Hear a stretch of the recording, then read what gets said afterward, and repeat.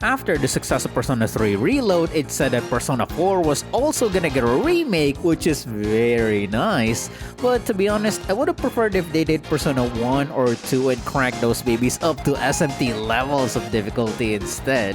But Persona 4 is okay, I guess. So I'm here today to address some of the big and hottest takes in the Persona 4 community, such as Naoto should have been transgender. What in the goddamn? Kanji should have been gay, Yukiko should have left Inaba, and so on. So my name is Ren, and I've seen almost all of Persona except for Persona 5's Phantom X, Scramble, and Tactica. I've only seen clips of those because it's too much milking for my liking, alright? And in this video, I'm not gonna address all the hot topics in Persona 4. If I did, we're gonna be here a while, so I'm just gonna pick the main big ones. And that's it. I'll do my best to address all of these, and I'll start with number 1. Yosuke should have been gay. I want to become someone who can proudly stand shoulder to shoulder with you. I never knew I had such heat inside. Don't make me say stuff like that. I like you. Don't go. We all know that there's cut content that Yosuke was a romance option, but because Atlus probably didn't want to be controversial, they stopped developing that path. Remember, the original Persona 4 came out in July 2008, so I believe same-sex relationships was still a bit of a Wild West at the time, right? Especially for Japan, but correct me if I'm wrong there. But since it's still a remnant part of the game, it's therefore speculated that Yosuke is still gay to this day, but his true feelings will always be redacted and never fully realized. Before I address this, I wanna say first that this one's pretty nice. No bad blood here, but while there's nothing wrong with being bi or gay, there's no proof of Yosuke being as such in canon. And here's the proof. In all of Persona 4 Golden, he's actively only been interested in the ladies. Thus, he hosted the Operation Babe Hunt. The writers may joke about some homo feelings every now and then, especially in the anime, but he actively rejects it. In Persona 4 Arena, Teddy snitches on you that Yosuke has a hot ladies nurse magazine. In Persona Q1, you can get married to Yosuke as either of the protagonists, but again, he actively rejects the notion of being romantically involved with a guy. Here's the highlight.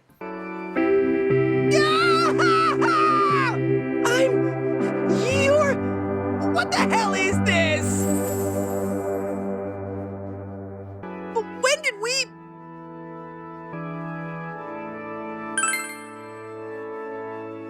That time? No, wait, when? Did some shadow... Huh? Is this a prank? You've got that serious look, but you're laughing inside, aren't you? Man, I thought we did something like this when a shadow used a confusion spell on us. Your jokes are too subtle, damn it. You need to be less deadpan about it. Anyway... Now, open the door. Together. What? Hey, do I look like a girl to you? Well, I'm not. Don't you know that? Do you need proof? Want me to show you? I'll expose myself if that's what it takes! And so with that, my side on this is that I am a bit sad too that Yosuke can't be romance, but that's okay. Remember, we should not force anyone to be something that they do not want to be. So let's all respect Yosuke for what he wants to be and not force him to be what we wish him to be, alright? So TLDR, Yosuke is canonically straight, unless we get actual evidence of him being otherwise. You hit the enemy's weakness. Now's our chance! Places, everyone. And action! Yep, leave it to us! Go! Knock them out!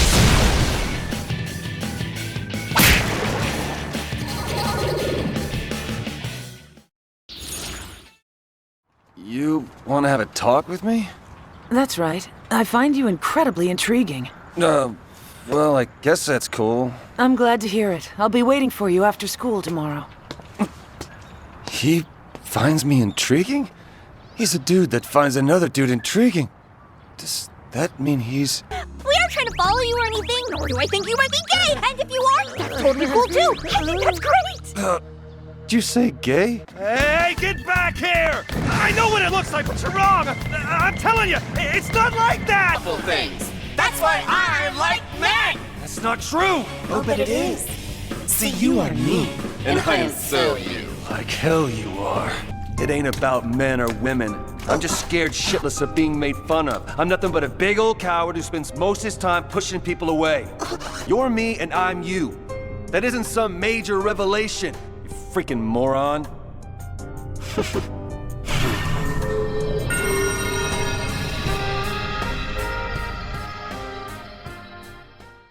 So number 2 is, Kanji should be gay, and those clips are the argument. And the answer is no, Kanji isn't homosexual, he's bisexual. But also, not quite, because the game has never directly answered this question, so we have no canon proof of what it really is. But we have stronger proof of him being bi though, in that he's into Naoto both before and after her true gender reveal. And so that's it. That's literally it. We're done. I can't believe this is even an argument, and yet you know what? I'm just gonna flat out say it. This sounds like a tourist trap, right? Some woke bait shit. But you know what? It's okay. We're gonna give them the benefit of the doubt, okay? So I'll elaborate further, okay? His knitting hobby, for example. This is not an indicator of his sexuality. It's simply and literally just his skills and insecurity. He's been made fun of before by girls for having such a girly hobby for a guy, and we help him overcome that fear. The clip here about him facing his shadow, that's also him acknowledging his fondness for cute stuff, and we help him be okay with his true feelings. Hey, that's... You made it, right? So, you got a problem with that? I can make that thing and still be tough. I know. I think it's cute. I said it's cute. Cute? You think it's cute? Yep, there's no denying it. Come again. I can't help it. I love stupid, cute shit! Look, it made me happy when you called what I made cute. You didn't make fun of me for it. It ain't about men or women. I'm just scared shitless of being made fun of. I'm nothing but a big old coward who spends most of his time pushing people away. It ain't about men or women. Then in Persona 4 Arena, we see his character development bear fruit as he's selling his self-made stuffed toys to everyone now. And that's it. Yeah, that's it. We're done for Kanji. Really easy. And let's move on to Oh Jesus Jojo Christ, number 3. Naoto should have been transgender. As I said, I want to give people the benefit of the doubt, so I respect why some people thought of her like this. And I have no problems with anyone being transgender, alright? Do not misunderstand my words. If anyone in real life wants to be that way, or if that is your alignment, then that's a-okay, alright? No problems here. So, let's focus on Naoto. The argument here is that her shadow, her true desire, shows that she wants to change into a male, and even after all this, she still dresses like a male. Plus, the gang calls her Naoto-kun compared to Risei-chan or Nanako-chan. So we can conclude from these that Naoto officially and softly transitioned from male to female, and it's possible that because Persona 4 came out in 2008, just like with Yosuke, being transitioned also wasn't quite accepted yet in the world, right? So that's why they backed out, just in case there was some controversy that was gonna cancel Persona 4 forever. And so, it's backwards of her character to be romancing you or Kanji and still be considered as a she, right? And the answer to this is, again, no, sorry. Naoto is not transgender. Let me show you why. Number 1, just like Yosuke, Naoto has been nothing but straight in the entire story. If there's any proof of her bending like spaghetti, then we'll welcome it. And know that Detective Naoto's story is non-canon according to the wiki fandom, so thankfully it's not, and believe me, even if you want to use this as proof, You do not want this to be on your side, okay? It's an absolute character assassination for everyone involved. It's so wrong. So thankfully, it's non-canon. Number 2 though is Naoto's pronouns, air quotes. Naoto-kun, Risei-chan. The term kun is mainly used for males, yes, but can be used for girls just fine if it fits their image better that way. But the usage is nowhere near the same as how America today really emphasized the pronouns he, she, it, they to the seriously extreme. The difference is so far away, parallel universe plus Andromeda galaxy of that universe distant gap difference, okay? So no, Japanese label is seriously not connected to that. The Persona 4 gang refers to Naoto as kun not because they're disrespectful of her wishes or anything like that. It's because that's plainly the label that fits her the best. She dresses like a guy and is a bit boyish, so they refer to Naoto as kun. And also I found this easily missable endgame dialogue. Look at the date, March 20. Let's go to Izanami, but wait, let's visit Naoto's lab again first, cause why not? But yeah, in here, Teddy refers to Naoto as Nao-chan. And so, there you go. And lastly, number 3, Shadow Naoto's attempt to directly change her gender. Here's the summary. The Persona 4 gang is not disrespectful of Naoto's wish of becoming transgender because she doesn't want to be transgender. How can I possibly say this? It's because people in real life misunderstand Naoto's true issues. Just like Kanji earlier, his issues wasn't directly about his sexuality, but rather his insecurity about his desires and capabilities. So for Naoto, the truth is, her issues isn't directly just about her gender, but rather it's because the adults around her underestimate and are overprotective of Naoto.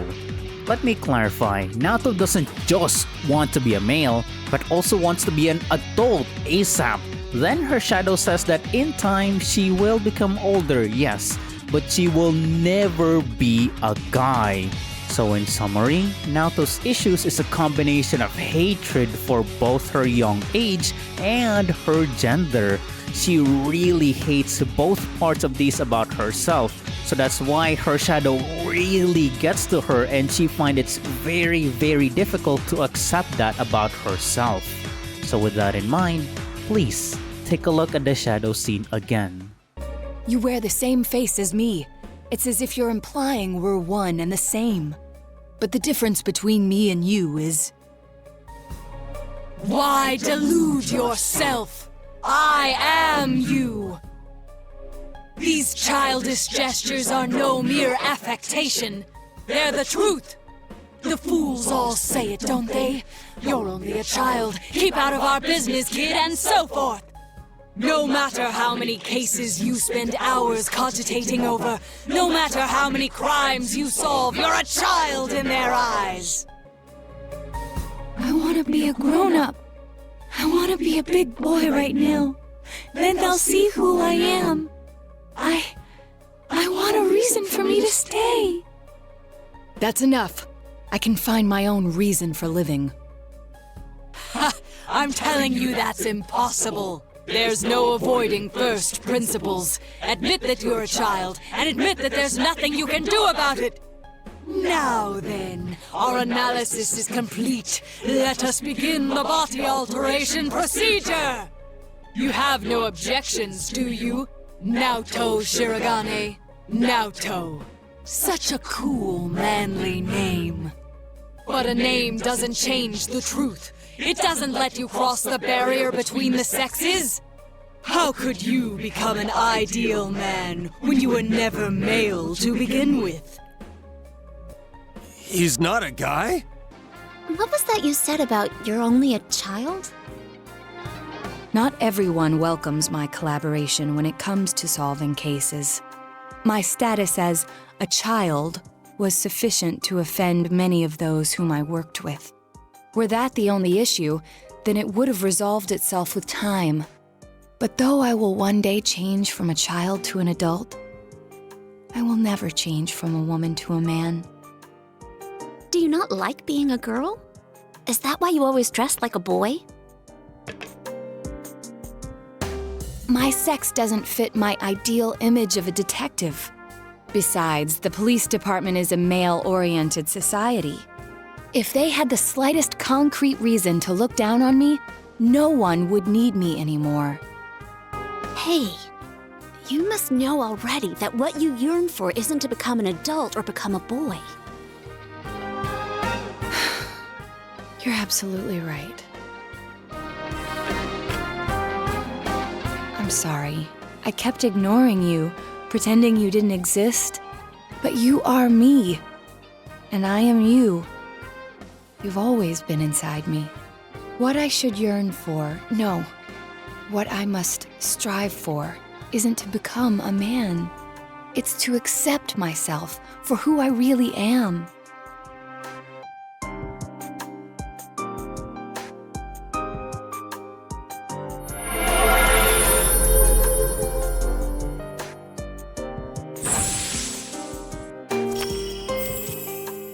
And so you heard it from Naoto herself. She wants to accept herself for who she really is, an acceptance of both her child self and her female self. In the social link, we help her further with being okay with her child self with the help of her grandfather and all the mysteries involved. Then at the end of the social link, we help her further be okay with being a woman, affirming her that she solved this mystery by just being her true self. She will be a great detective one day, accepted and respected by many people.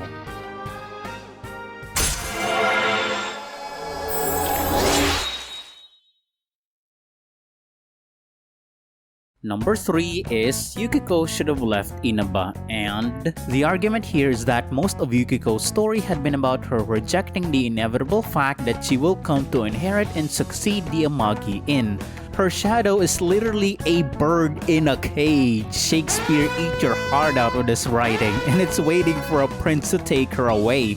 Plus, her social link literally in rank 2 is Yukiko directly saying that she doesn't want to take over the inn. But somewhere along the social link, then she's suddenly like, oh, okay, never mind. I have friends here, so I'll still inherit the Amagi Inn, but this time, because I choose to do so. Like, what the fuck is going on? Finding to where everything we did with her was overall pointless, right? Well, to be honest, I really wouldn't blame you for thinking that way, though not as extreme since the social link can potentially space out within a long period of time for each rank, right? So it's easy to conclude that from her. So allow me to clarify then. The central theme of Persona 4 is not just finding and accepting the truth. No, the central theme is also to not be blinded by the comfort of lies, then to fight very hard to find the truth, to finally struggling to accept the truth. Here's an example of this essence. In Dojima's social link, he embraces the lie of needing to find his wife's killer. His obsession plus overworking causes him to be a neglectful father to Nanako. We help him own up to the hard truth that this obsession is seriously unhealthy and should not be his whole world, because he has Nanako that he should have been giving his focus on. And so in the final rank, yes, he does finally own up to it and not be as obsessive anymore. In Nanako's social link, she's blinded by the lie that the reason why Dojima is always away is because he hates her. We help her see the truth that Dojima does love her and that he's also just as lonely as her since her mom has died. So in rank 10, Nanako prepares a small party for Dojima because it's her way of showing that she has a newfound understanding and love and appreciation for Dojima, fully strengthening the bond between father and daughter. So in that logic, Yukiko's been allured by the lie that it's in her best interest to leave Inaba. But how come whenever we help her, there's always doubt in her plans and actions? With her desire to leave versus doubt swirling inside her, a spark needed to happen. a make or break decision, and it came in the shape of these shady reporters who kept harassing the Amagi in with their shady coverage. At first, Yukiko was definitely tempted to let them do it because in her own paraphrased words, it would ruin the inn's reputation and eventually close down due to a lack of business from it. But when the moment came that she saw them harassing the people she loves, what does she do? She threatens them to get the fuck out of here when no one else in the inn had the balls to do so. And so in rank 10, she seals the deal and finally recognizes in herself that staying is what she wanted. She just needed a lot of help to make it come to her own terms rather than her being pulled to it. So if you're still struggling to accept it, here's another point. She's not choosing to stay with abusive or horrible people. She's choosing to be with people that truly love and support her. Had they been the former, then yeah, I can see Yukiko definitely rebelling against them. But since they're the latter, of course she wouldn't abandon them. There's nothing wrong with choosing to stay with the home that you know and the people you love.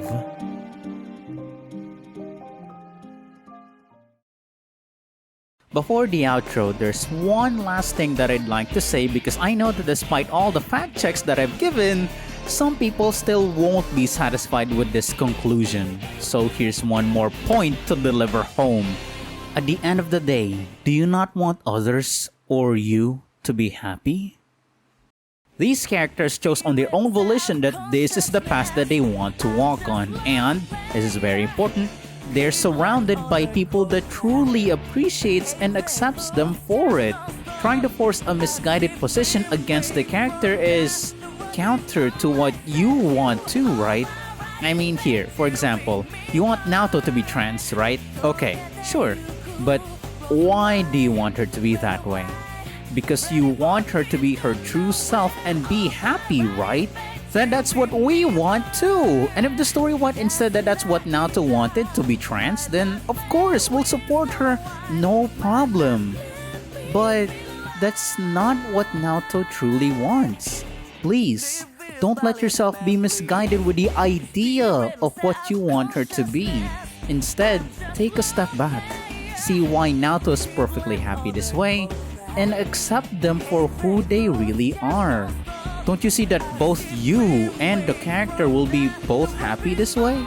And unless the writing is genuinely awful, then okay, we'll rally with you bro against the atrocious development. But that's not the case. There's an accomplishment here, and once you've accepted this, then hey, you will be much happier for it too, not just the fictional characters. That's what's most important here.